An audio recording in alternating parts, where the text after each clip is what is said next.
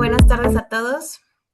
Es un gusto que estén aquí con nosotros en esta primera sesión de casos clínicos y que podamos contar con la participación de dos excelentes ponentes.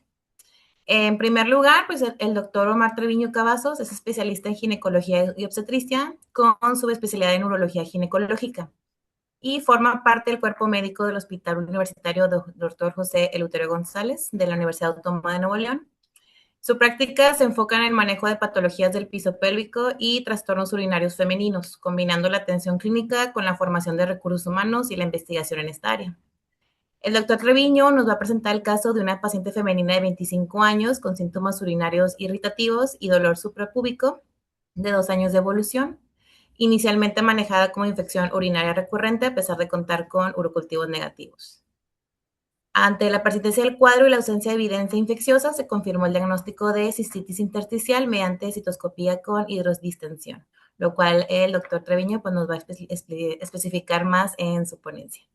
Y este caso resalta la importancia de considerar el síndrome de vejiga dolorosa, así como su posible base inmunoinflamatoria en pacientes con síntomas persistentes y cultivos negativos. También contamos con la participación del doctor Manuel Mejía Torres, médico cirujano con maestría y doctorado en ciencias biomédicas básicas y profesor asociado a tiempo completo en el Departamento de Inmunología, también de la Facultad de Medicina de la Universidad Autónoma de Nuevo León. Su trabajo se enfoca en el estudio de respuesta inmune en enfermedades infecciosas, inflamatorias y oncológicas, con una destacada producción científica y una importante labor en la formación de estudiantes de licenciatura y posgrado. El doctor Mejía nos va a brindar la perspectiva inmunológica de este caso, permitiéndonos comprender mejor los mecanismos que subyacen a este tipo de patologías y su relevancia en la práctica clínica. Y sin más, le cedo la palabra al doctor Omar Treviño.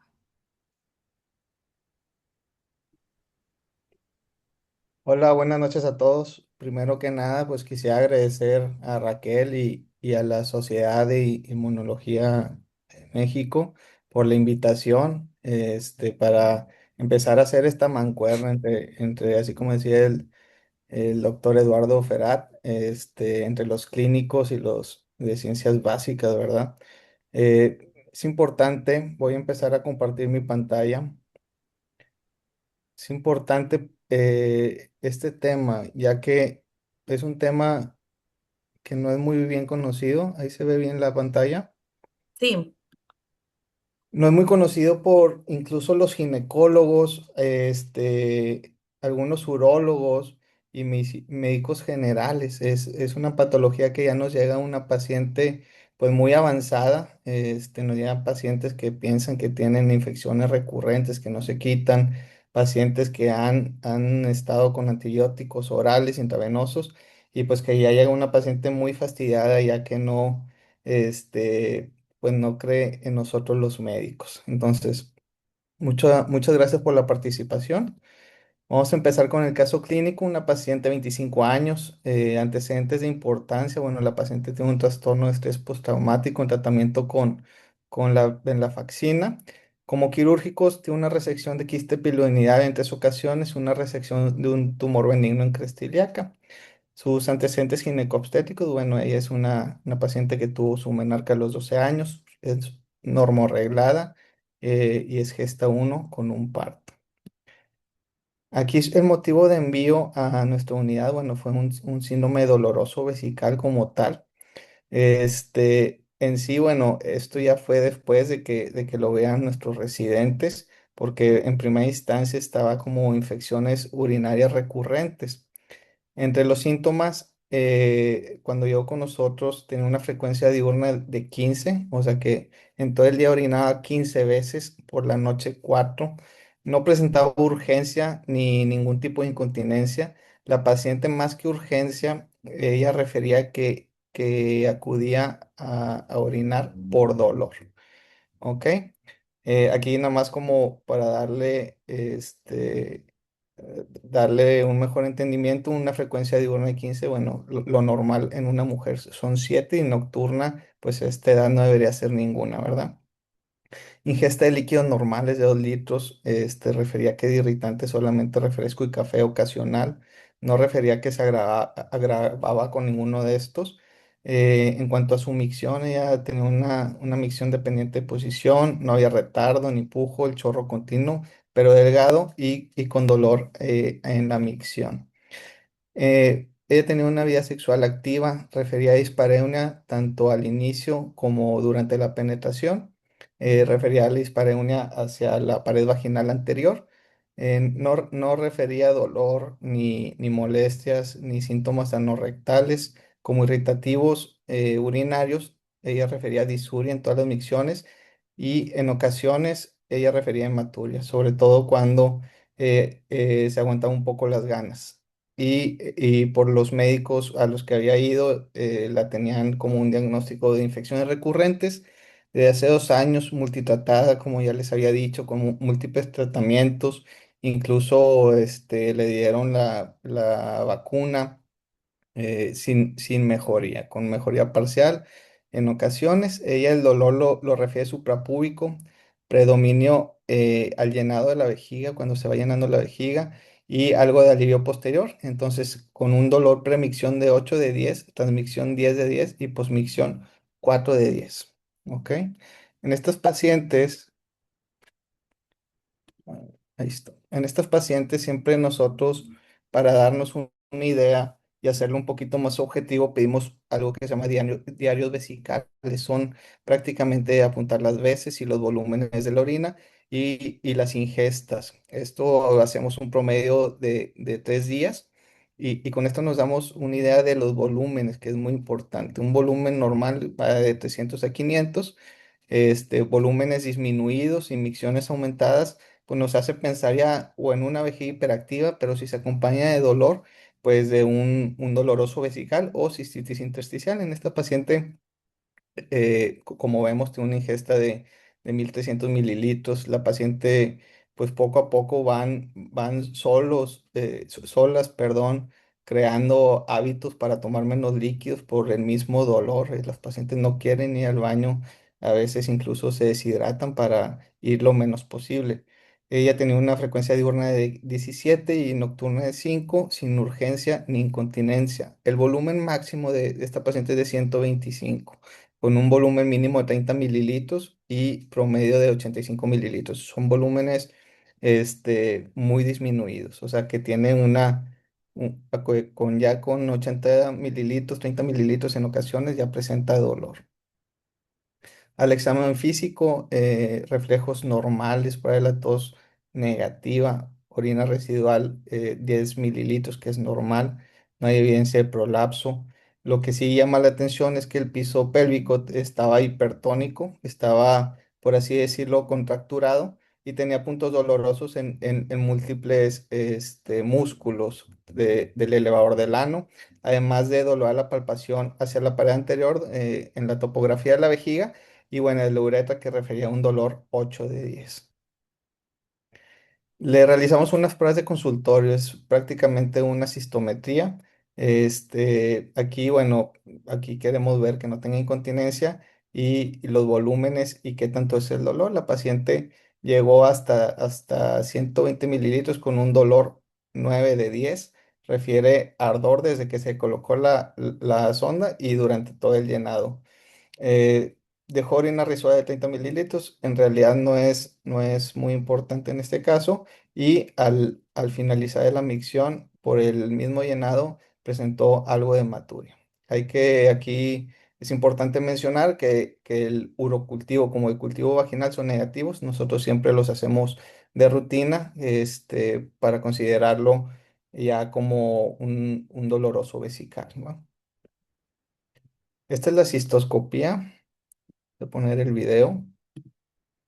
Aquí en la cistoscopía podemos ver que hay datos cistoscópicos muy característicos de cistitis intersticial. Se ve primero la mucosa muy hipervascular, se ven glomerulaciones durante el llenado. Ahorita vamos a ver incluso unos sangrados en cascada. Y pues la lesión que es muy característica, que es la úlcera de Horner. Ahorita se va llenando la vejiga, aquí se ve glomerulaciones, ahorita todavía no hay sangrado. Nosotros siempre hacemos una cistoscopía diagnóstica con hidrodistensión. La hidrodistensión, ¿para qué? Es tanto diagnóstica como terapéutica. Al nosotros hidrodistender la vejiga, más de 500 mililitros, obviamente esto siempre lo hacemos con una paciente bajo anestesia. ¿Por qué? Porque en caso de que lo hiciéramos en consultorio, la paciente no nos aguantaría, como ya vimos, 100 mililitros por el mismo dolor. Entonces lo hacemos bajo sedación profunda, y vamos llenando la vejiga. Aquí lo que buscamos es llenar la vejiga lo más que se pueda. Aquí vemos estos vasos y glomerulaciones. Aquí esta parte se ve una úlcera de Horner. Las úlceras de Horner se ven como más pálidas, ¿ok? Y de aquí es donde vamos a tomar una biopsia. Aquí en este procedimiento, al final del procedimiento decidimos, porque contábamos con el recurso de administrar una dosis, iniciaría tratamiento con Cististat, que es hialuranato de sodio. Es un medicamento un poquito caro, pero sí vale la pena en casos de cistitis intersticial o síndrome doloroso severo.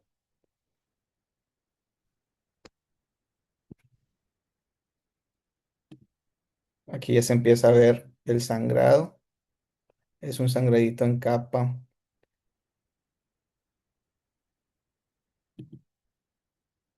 de las mismas lesiones. La paciente además tenía un divertículo pues probablemente congénito. Ahí se ve el sangradito en capa de las mismas lesiones. Esta es otra úlcera de Horner.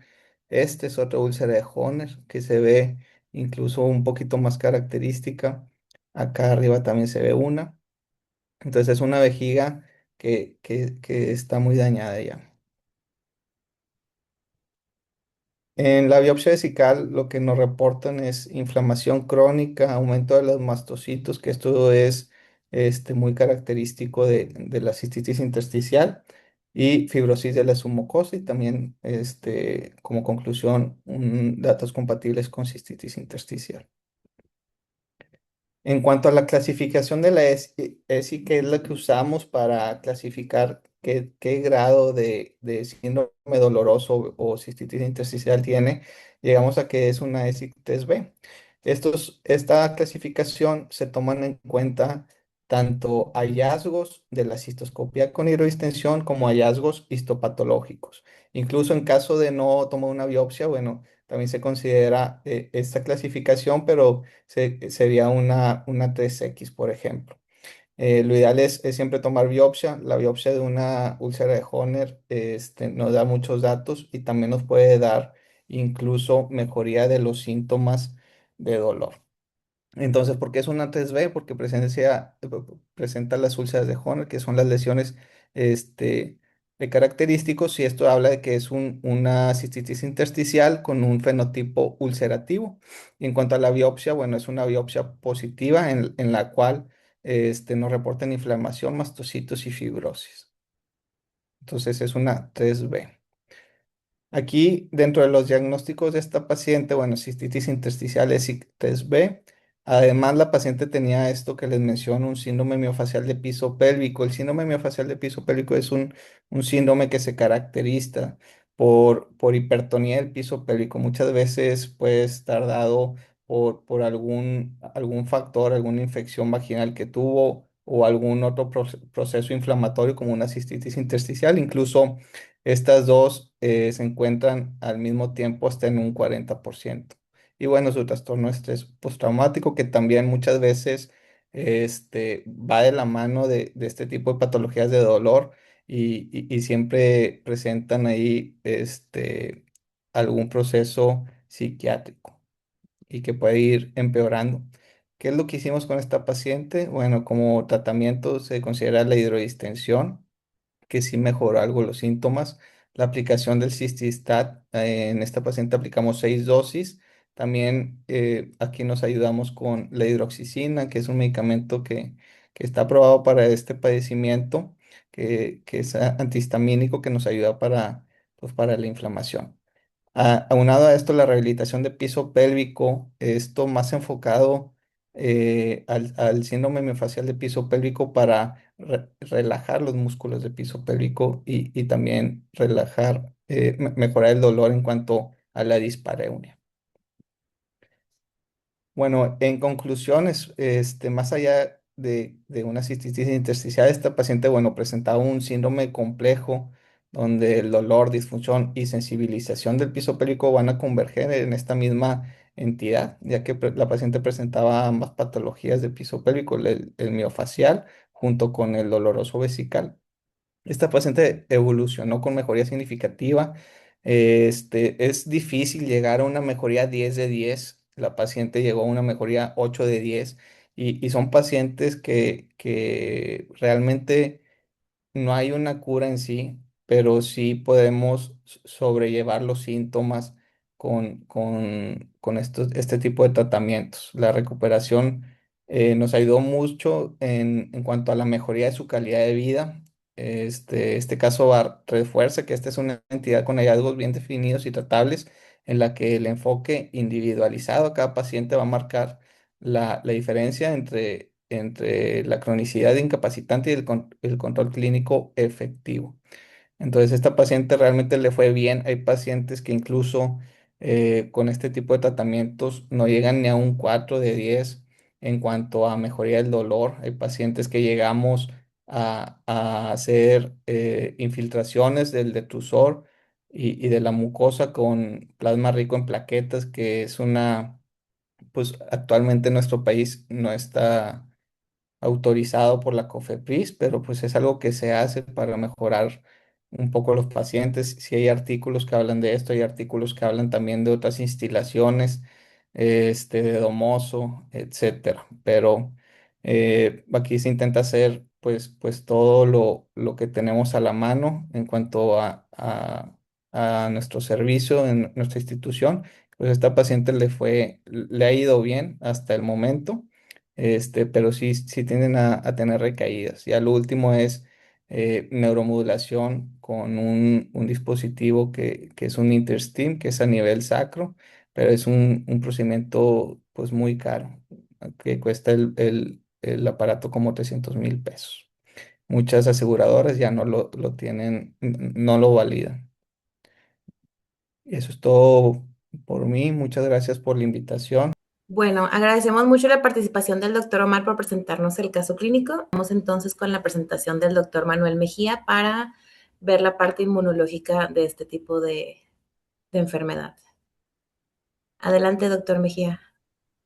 Sí, gracias Raquel. Déjame nomás compartir.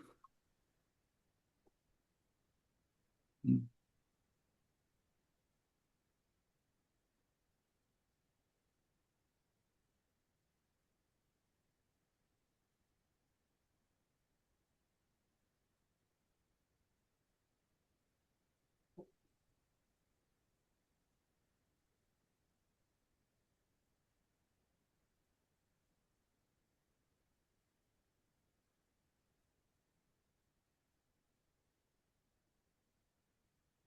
A ver, ahí se debe de ver algo, creo, Sí, ¿verdad? Sí, Sí. porque muy bien. Mm,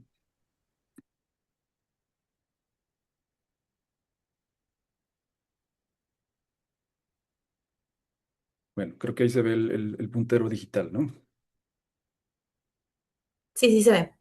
Sí, sí. Bien, pues muchas gracias, doctor Eduardo, doctor Omar, doctora Raquel y a los asistentes.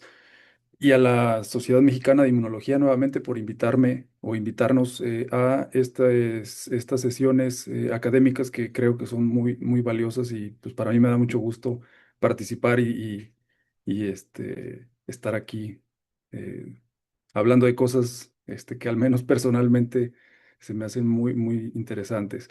Entonces, vamos a hablar un poquito, es brevemente acerca de lo que es la fisiopatología de esta enfermedad llamada cistitis intersticial. Si uno la busca en la literatura, la va a encontrar de varias formas, pero creo que la que más encontré fue este acrónimo ICBPS, siglas en inglés para cistitis intersticial o síndrome doloroso vesical. Ahorita vamos a ver cuáles son las implicaciones de que sea un síndrome. Cuando es un síndrome y hablamos de cosas médicas, usualmente significa que es un conjunto de síntomas y signos sobre los cuales no necesariamente sabemos la causa, pero todos se agrupan más o menos en unas entidades homogéneas hasta cierto punto. Los temas de los que hablaré brevemente es primero definición del problema, subtipos clínicos que se han descrito, que son básicamente dos, la inmunopatología breve y un par de consideraciones teológicas que me atreví a realizar. Bueno, abundando o desglosando un poquito más lo que menciona el doctor Omar, el problema con estos diagnósticos, sobre todo el de cistitis urinaria, es un problema que es el dolor. El dolor es lo que hace que la paciente vaya a la consulta y entra en ese espectro de condiciones o de trastornos que pueden deberse a varios motivos. Uno de ellos podría ser la infección. Cuando el dolor tiene una causa justificada en una infección, pues se le trata como tal, que es lo primero en lo que uno piensa por probabilidad, ¿no? Si llega una paciente con dolor urinario o disuria o molestias suprapúbicas de inicio agudo, pues lo primero que uno piensa es hay una infección y usualmente un antibiótico arregla el problema. A veces hay otros trastornos, por ejemplo, aquellos enfocados más en el aumento de la frecuencia urinaria, como la vejiga hiperactiva, donde la paciente va a orinar porque tiene un trastorno más bien del músculo detrusor que hace que la paciente tenga la necesidad o la urgencia de estar orinando frecuentemente, no tanto por el dolor, sino por la necesidad imperiosa de la micción. Y finalmente está un tercer grupo de trastornos que son más característicos o más caracterizados por el dolor. Dentro de ellos está la cistitis intersticial, pero también hay otros variantes, por ejemplo, la cistitis eosinofílica, que también cursa con algo de dolor, pero que son entidades ligeramente distintas. Estas dos eh, lamentablemente se consideran diagnósticos de exclusión, lo que significa que primero hay que descartar las otras causas que son más comunes o más fácilmente tratables, y cuando aquellas causas no se logran diagnosticar, entonces lo más probable es que estemos viendo uno de estos diagnósticos llamados de exclusión. La prevalencia, lo que preguntaban hace un momento, era es relativamente baja, ¿no? Depende de la serie y del país del que estemos hablando. Yo encontré que para algunos países puede ser de entre 10 y 20 pacientes por cada 100.000 habitantes. La mediana ronda ahí entre los 30 y 50 pacientes por cada 100.000 habitantes, pero en algunos países se pueden encontrar datos de hasta 300 pacientes por cada 100.000 habitantes. Obviamente esto dependerá de la sospecha diagnóstica y qué tanto está subdiagnosticado este problema.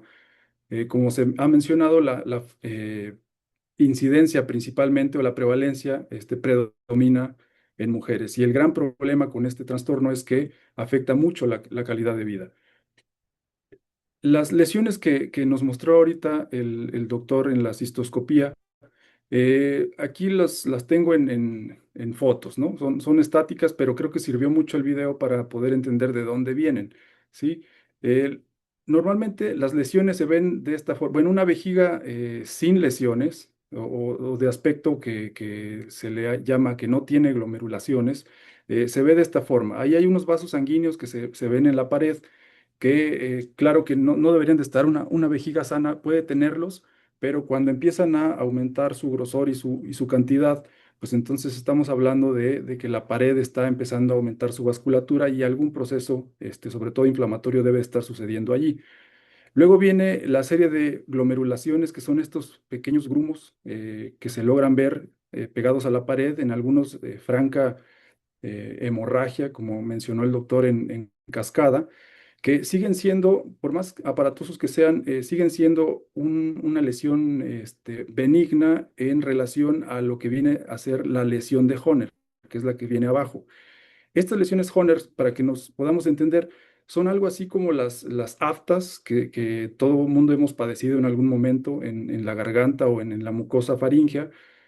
Estas úlceras dolorosas que se presentan en ocasiones asociadas al estrés o asociadas a la fiebre o algunas infecciones virales. Más o menos el equivalente en la mucosa vesical son estas lesiones de Horner. Esas lesiones nos permiten separar la entidad llamada cistitis intersticial en dos grandes grupos. Uno, que es aproximadamente el 15%, que se caracteriza por tener esas lesiones características de Horner, y otro gran grupo, el que no posee esas lesiones, que es la mayoría, 85% de las pacientes, como negativo para lesiones de Horner. ¿Cuáles son las implicaciones de los dos diagnósticos? Bueno, el grupo que consta o que tiene lesiones de Horner usualmente se asocia con más cantidad de inflamación a nivel de la pared vesical. Es usualmente un proceso más local, es decir, hay menos comorbilidades o menos estados comórbidos sistémicos. Suele clasificarse en los grados de la clasificación ESIC más alta, es decir, parece que el pronóstico es más aparatoso, tiene unas complicaciones más grandes. La edad de presentación de estas lesiones es mayor. Las pacientes que tienen las lesiones de Horner usualmente son pacientes que rondan arriba de los 30 a 35 años de edad y la respuesta suele ser menor, ¿sí? Es decir, cuando se trata a la paciente, usualmente responde menos que aquellas pacientes que tienen o que carecen de las lesiones de Horner, ¿sí? Esto nos permite sospechar que probablemente se traten de dos diagnósticos separados, a lo mejor parte del mismo síndrome, pero fisiopatológicamente separados. ¿Qué sucede a nivel del epitelio vesical? Solo para ubicarnos, aquí arriba, esto sería la estructura de una vejiga normal. Esto que estamos viendo aquí es el grosor de la pared vesical. Hacia arriba tendríamos lo que es la luz vesical, donde está la orina. Luego viene una capa de carbohidratos, aquí simbolizada con estos, eh, pues no sé, qué son hexágonos azules. Y luego viene el llamado urotelio, que es un epitelio que recubre toda la pared, llamada lámina propia, y mucho más abajo, no está incluido en esta imagen, viene el músculo detrusor, que es el que nos permite contraerse para ejercer la micción. Bueno, la orina normalmente no pasa esta pared. Estas células que están en la parte superior, llamadas umbrella cells o células en paraguas, lo que hacen es, junto con los carbohidratos que están aquí arriba, forman una barrera impermeable para que los solutos de la orina y la orina misma no pase esta barrera epitelial y por lo tanto no se formen estímulos inflamatorios aquí al interior de la pared vesical. Eso mantiene más o menos un estado, perdón, de regulación inflamatoria, es decir, hay tanto un balance de las marcas o de los mecanismos antiinflamatorios como un balance o en su contraparte un balance con los mecanismos proinflamatorios y ahí se mantiene una estabilidad o una regularidad desde el punto de vista inflamatorio. ¿Qué sucede cuando la paciente, y digo la porque es predominantemente en mujeres, eh, padece esto llamado cistitis intersticial? Aquí vemos lo que sucede esquemáticamente con el epitelio vesical o urotelio. Hay zonas donde se pierde este epitelio. Lo primero que sucede es la pérdida de estos carbohidratos de superficie, lo cual hace que empiecen a ingresar algunos solutos de la orina. Se sabe que algunos iones urinarios, por ejemplo el potasio, son muy irritantes o el epitelio vesical los detecta como irritantes y reacciona como tal. Entonces empieza a perderse esta barrera vesical y entonces empiezan a ingresar metabolitos de la orina hacia el interior de la lámina propia, que es la pared vesical en sí misma.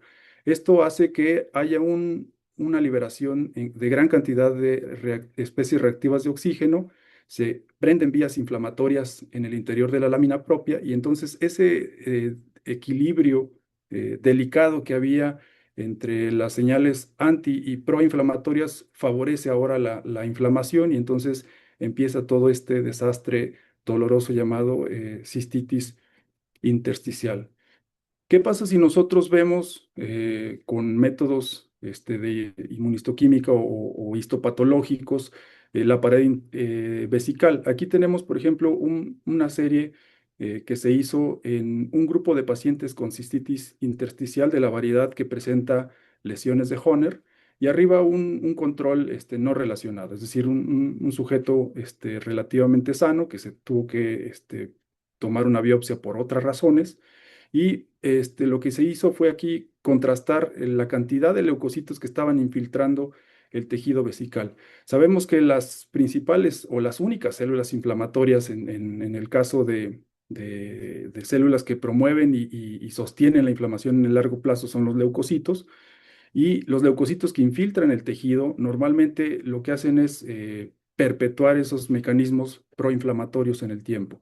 Entonces, se marcaron varios tipos de células, por ejemplo, los linfocitos B, las células plasmáticas, que es un derivado posterior de la diferenciación del linfocito B, los linfocitos T, los monocitos y algunas otras células de la estirpe granulocítica.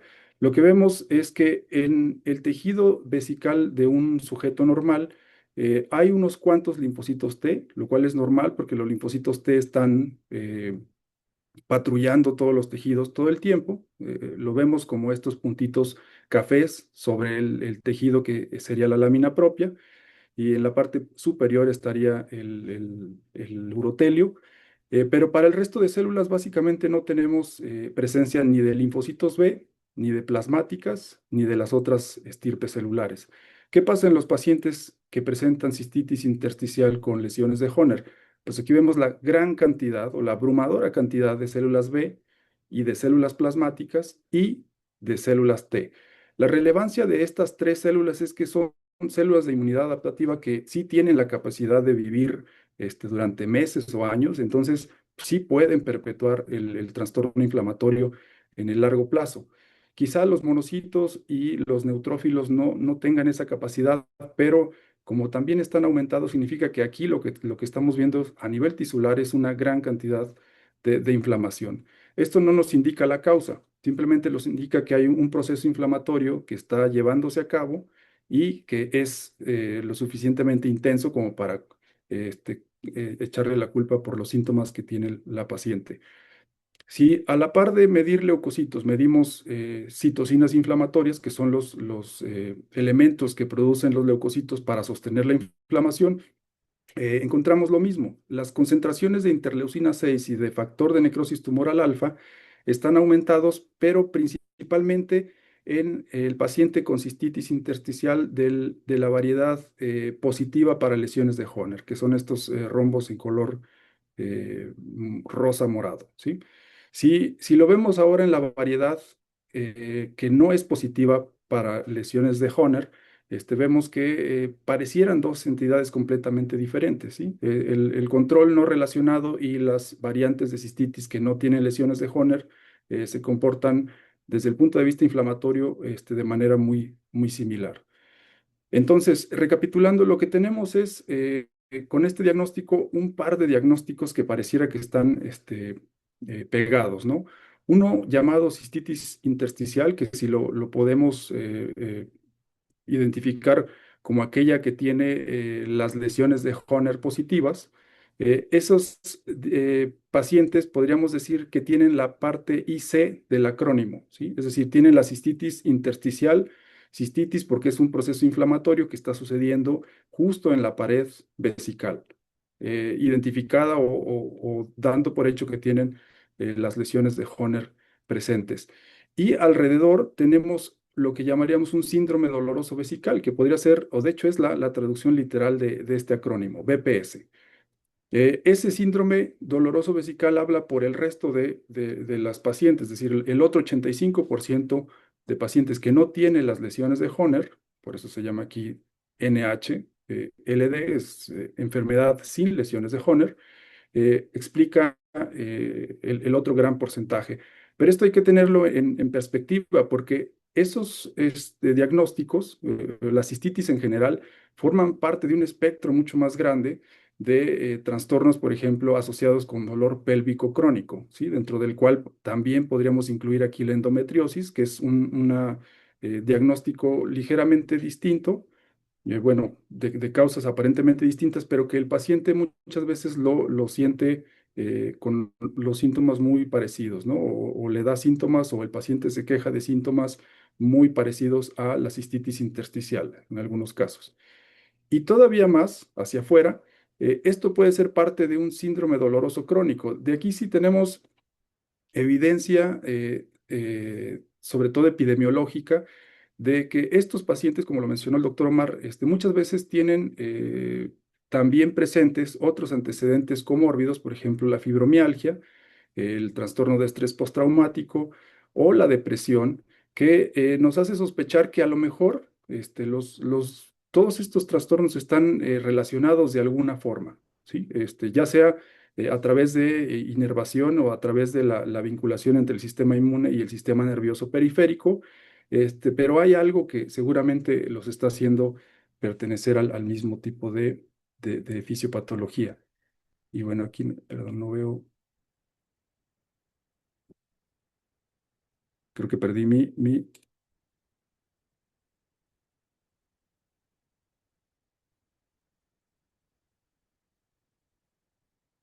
ahí está, perdí mi presentación, ya.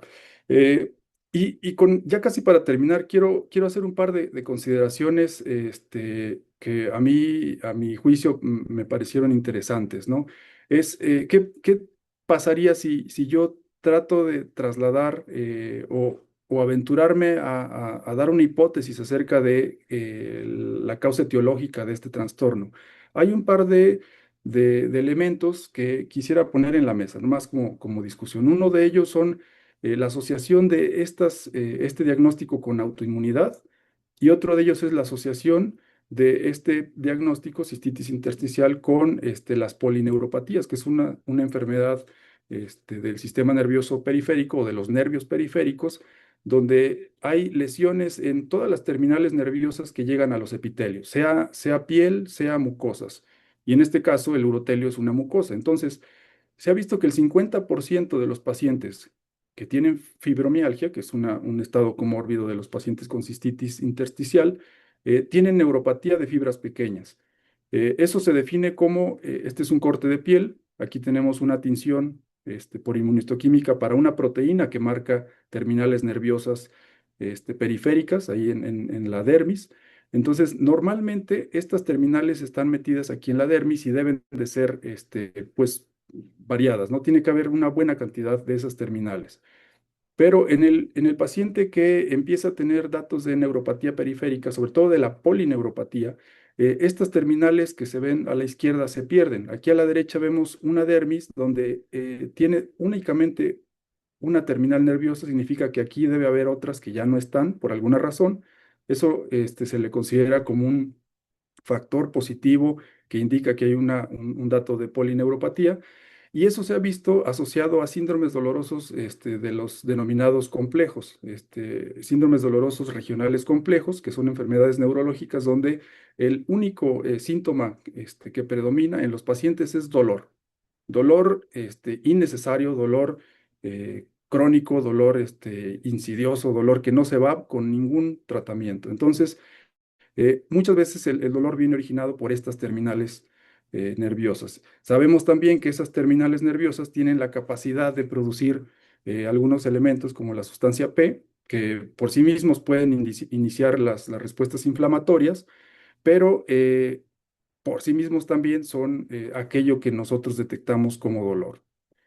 La otra cuestión es la autoinmunidad, la relación de la cistitis intersticial como autoinmunidad. Sabemos, o hay series que así lo indican, que los pacientes que tienen cistitis intersticial tienen una incidencia acumulada de presentar estados de autoinmunidad, por ejemplo, el aumento de la prevalencia de dermatomiositis, tiroiditis de Hashimoto, espondilitis anquilosante, o enfermedades autoinmunes del tipo Sjögren, que hacen que pues uno empiece a sospechar si realmente esto no tendrá que ver también con una de estas cosas que los inmunólogos llamamos los errores innatos de la inmunidad.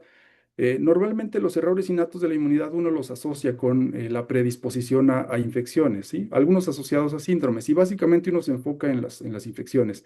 Pero sabemos que ese no es el único fenotipo. Algunos pacientes que presentan alergia, autoinmunidad o síndromes donde hay mucha inflamación inexplicada, tienen mucho que ver o terminan diagnosticándose errores innatos de la inmunidad. Entonces, no sería raro también que en algún momento, claro que no para todos los casos, pero para algún subgrupo de pacientes, pudiera ser que la causa estuviera en estos trastornos de la inmunidad. Recordemos que la inmunidad tiene tanto elementos positivos y negativos y algunos regulatorios. Entonces, cuando se pierden esos elementos regulatorios, es cuando empezamos a ver este tipo de trastornos inflamatorios. Y finalmente, pues quisiera concluir diciendo que creo que este tipo de sesiones son muy necesarias, sobre todo para darnos cuenta dónde estamos parados. Hay algunos problemas que quizá no son tan evidentes porque no tenemos el contacto tan estrecho entre los departamentos clínicos y básicos, pero como lo menciona, hay algunos diagnósticos como la cistitis que son diagnósticos que causan mucho detrimento en la calidad de vida de las pacientes y para los cuales los tratamientos, primero los diagnósticos son tardados, después los tratamientos son escasos y entonces quizá no se le ha puesto la atención necesaria que en este caso sería pues indispensable, ¿no? Para poder avanzar un poco en primero entender el trastorno y después empezar a sugerir posibles terapias o hacer avanzar el diagnóstico de forma rápida.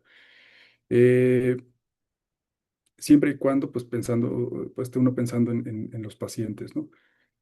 Finalmente, les digo, quiero agradecer entonces a la Sociedad Mexicana de Inmunología, quiero agradecer también al doctor Omar por habernos compartido el caso clínico de la paciente, al doctor Eduardo por coordinar estos eventos y a la doctora Raquel también por su valiosa colaboración.